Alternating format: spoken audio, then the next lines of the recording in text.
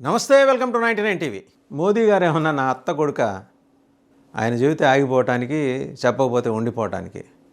ఇదేదో cinema dialogue లాగా లేదు. మనకి చూస్తే ఏదో ఒక సినిమాలో ఆలీ ఇలాగే మాట్లాడతాడు. అలాంటి క్యారెక్టర్సే, అంటే సినిమాలో మాత్రమే ఆలీ కమెడియన్, బయట పొలిటీషియన్. కానీ అక్కడ పొలిటీషియన్స్ కమెడియన్స్గా మారిపోయారు పాకిస్తాన్లో. ఆయన ఏం రాస్తాడు, ఏమంటాడు, Modi is not my own son, will go to England if India Pakistan war breaks out. Bharat Pak యుద్ధం కనుక మొదలైతే నేను ఇంగ్లాండ్ పారిపోతాను. ఎందుకంటే మోడీ నా అత్త కొడుకు కాదు కదా, నా దగ్గర చేసి అట్ట కాదయా, నువ్వు ఇక్కడే ఉండు అని చెప్పేసి. ఇంతకీ ఈయన చెప్పింది ఎవరంటే, ఇమ్రాన్ ఖాన్ పార్టీ ఉంది కదా, ఆయన పేరేంటంటే షేర్ అఫ్జల్ ఖాన్ మర్వత్. ఆయన ఏమన్నా అంటే, he would flee to England if war erupts with India. और बतौर पाकिस्तानी अगर जंग बढ़ जाती है तो बंदूक लेकर बॉर्डर पर जाएंगे? नहीं, अगर जंग बढ़ जाती है तो मैं इंग्लैंड चला जाऊंगा।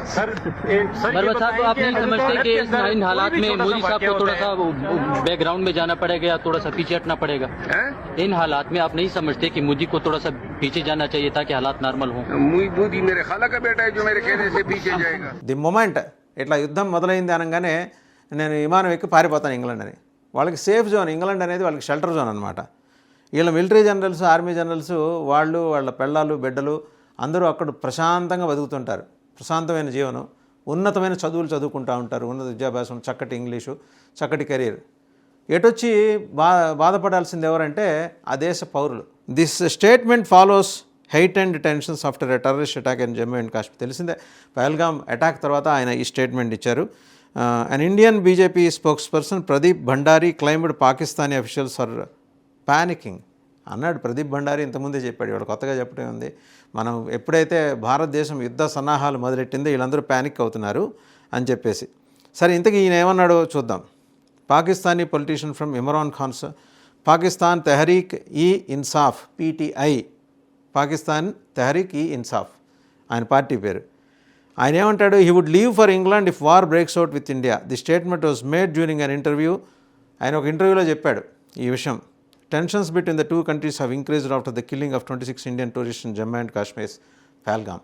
ఆ మొక్క చెప్తూ, అది వాస్తవమే, కాశ్మీర్లో 26 మందిని చంపేసిన తర్వాత ఉగ్రవాదులు మాకు పట్టుకుంది అని చెప్పుకుంటూ వచ్చాడు. I will go to England if war breaks out. Sher Afzal Khan Marwat ఈయన పేరు మాత్రం చాలా గంభీరంగా ఉంది. అమ్మాయి నిజంగా పోరాటం చేస్తాను.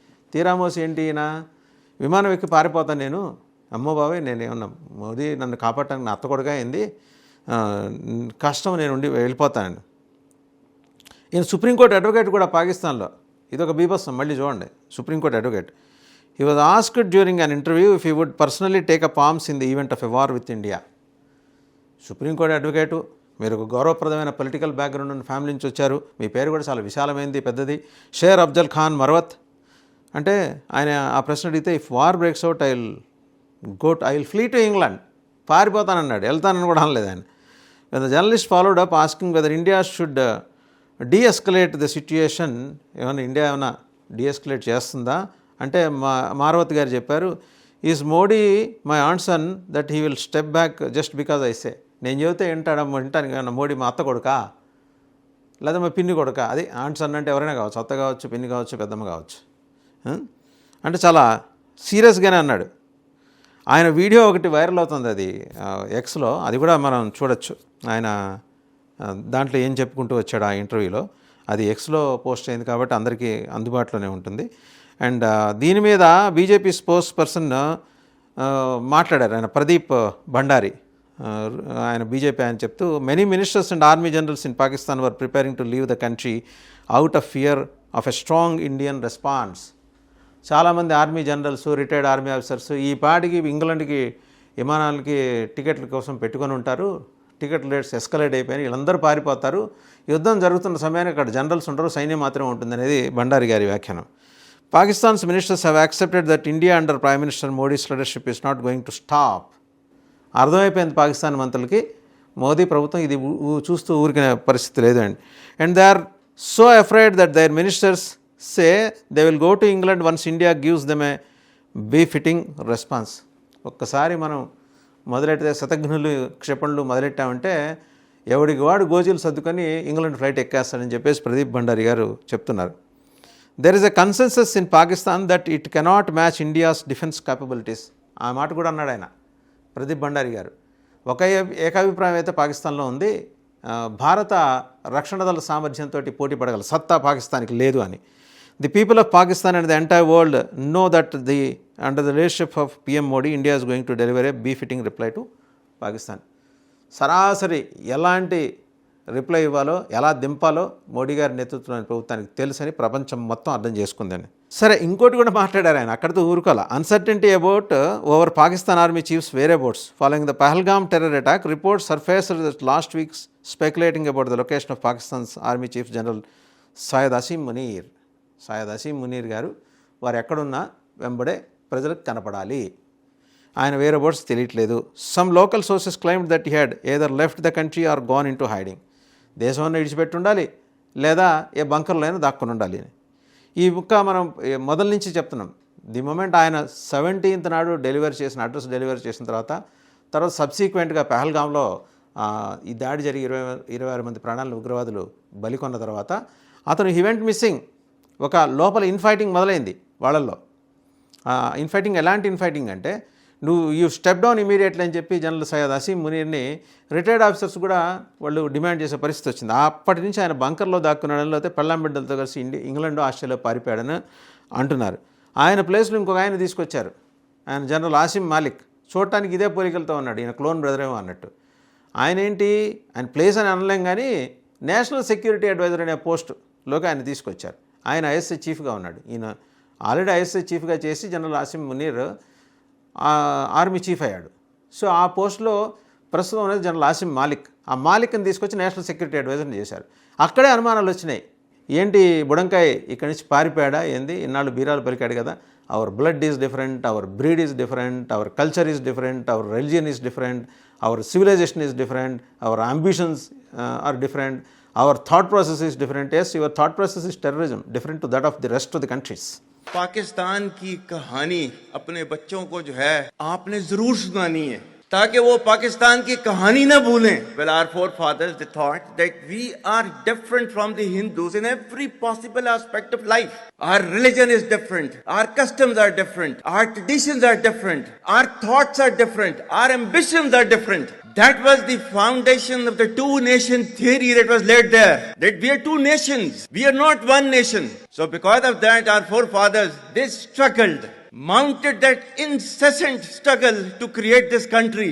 Our forefathers, they have sacrificed immensely, and we have sacrificed a lot for the creation of this country. And we know how to defend it. My dear brothers and sisters and sons and daughters, please don't forget this story of Pakistan. And don't forget to narrate this story of Pakistan to your next generation.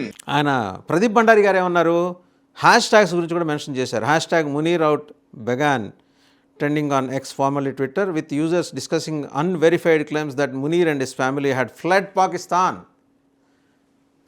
వదిలి పారిపోయాడు అనేది ఇది చాలా బలంగా ట్విట్టర్లో నడుస్తూ ఉందని. While these claims remain unconfirmed, the conversation around Munir's absence has drawn attention on both sides of the border. సరే, ఆ క్లెయిమ్స్ అటు ఇటు ఉంటాయి, ఇలాంటి వార్తలు వస్తుంటాయి, రెండు వైపుల టెన్షన్స్ మాత్రం ఎస్కలేట్ అయినాయి.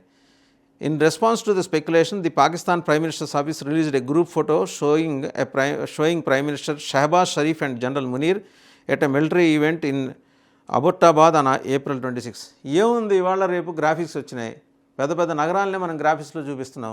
జనరల్ మునీరు పాకిస్తాన్ ప్రధానమంత్రి 26వ తారీఖు జరిగిన ఒక ఈవెంట్లో పార్టిసిపేట్ చేశారు. ఏంటా ఫోటో సెషన్. ఆ ఈవెంట్ ఏంటంటే మిలిటరీ ఈవెంట్ అట, అబొట్టాబాద్లో పార్టిసిపేట్ చేశారు. ఎంతసేపు ఇవాళ రేపు గ్రాఫిక్స్లో పెద్ద పెద్ద నగరాలనే, రాజధాని నగరాలనే మనం ఏం కాకుండా చూపిస్తున్నాం. జనరల్ మునీర్ని తీసుకొచ్చి షహబాజ్ షరీఫ్ పక్కన. అండ్ రెండోది, వీళ్ళు క్లెయిమ్ చేస్తున్నారు April 26 April 26 Shehbaz Sharif piles complaint తోటి హాస్పిటల్ అడ్మిట్ అయ్యాడని మళ్ళీ ఇదే ప్రైమ్ మినిస్టర్ ఆఫీస్ చెప్పింది. ఆ హాస్పిటల్లో అడ్మిట్ అయిన షహబాజ్ షరీఫ్ మళ్ళీ ఈ ఫోటో సెషన్లో ఎలా ఉంటాడు అబొట్టాబాద్లో? ఆయన అడ్మిట్ అయింది రావల్పిండిలో మిలిటరీ హాస్పిటల్లో. సో అక్కడ అర్థమైపోతుంది ఇదంతా పర్పెట్రేటెడ్ అండ్ ఇది ఒక బ్రహ్మాండమైన కూర్పు అని. The caption of the image highlighted the presence of Munir at the graduation ceremony of the 151st long course at PMA Kakul, Pakistan Military Academy, Kakullo, suggesting an attempt to put rumors to rest. ఏముంది అట్లాంటి వాడికి తగిలించి ఇంత mask వేసి తీసుకురావడం ఎంతసేపు, అదే చేశారు వాళ్ళు. సో ఇదండి మొత్తానికి ఏంటంటే, మోడీ నా అత్త కొడుకు కాదు, నేను చెబితే ఆగిపోవటానికని. ఆయన సుప్రీంకోర్టు అడ్వకేట్ కూడా. అసలు ఆ వార్ కైండ్ ఆఫ్ అట్మాస్ఫియర్ ఉందంటే మేము ఇంగ్లాండ్ వదిలి పారిపోతామని మినిస్టరే అంటున్నాడు. దట్ షోస్ వాళ్ళ ధైర్యం ఏంటో, వాళ్ళ స్థైర్యం ఏంటో, వాళ్ళ వాచాలత్వం ఏంటో కూడా చూసాం. ఇప్పుడు వాళ్ళ ధైర్యం, వాళ్ళ అదేదో అంటారు పౌరుషానికి సంబంధించి, మనం టిమి అని వస్తుంది చివరిలో, అది ఇవి కూడా వాళ్ళకి ఏ పాటు ఉన్నాయనేది మనకు అర్థమవుతోంది. ఆయన చాలా స్పష్టంగా షేర్ అఫ్జల్ ఖాన్ మర్వత్, అద్భుతంగా ఉంది. అఫ్జల్ ఖాన్ అనే పేరుంటే మనకి గుర్తుండే ఉండాలి. మా ఛత్రపతి శివాజీ మహారాజుని చంపడానికి వస్తాడు, 7 feet ఉండేవాట ఆయన. చెప్పి పంపిస్తాడు వాళ్ళు, నవ్వవరే శివాజీతో పెట్టుకోమాక, నిన్ను వాడు మాయ చేస్తాడని. వెండు, నేను 7 feet ఉన్నాను, శివాజీ అంతా భూమికి బెత్తరు 5'2" కదా, ఏం కాకుండా నేను శివాజీని వేసేసి వస్తాను అని ఈయన ఛత్రపతి శివాజీ మహారాజ్ శిబిరంలోకి వెళ్తాడు. ఇలా పరస్పరం కౌగిలించుకోగానే శివాజీ చేతి వేళ్ళకి పెట్టుకున్న ప్రత్యేకమైన ఆయుధాలతోటి చీరేస్తాడు అఫ్జల్ ఖాన్ని. వాడి శవం బయటికి వెళ్తుంది. సో మరి బహుశా ఈ షేర్ అఫ్జల్ ఖాన్ మర్వత్ కూడా అదే కేటగిరీ ఏమో మనకి తెలీదు. మళ్ళీ ముందర షేర్ ఉంది. సో జాగ్రత్తగానే ఉండాలి.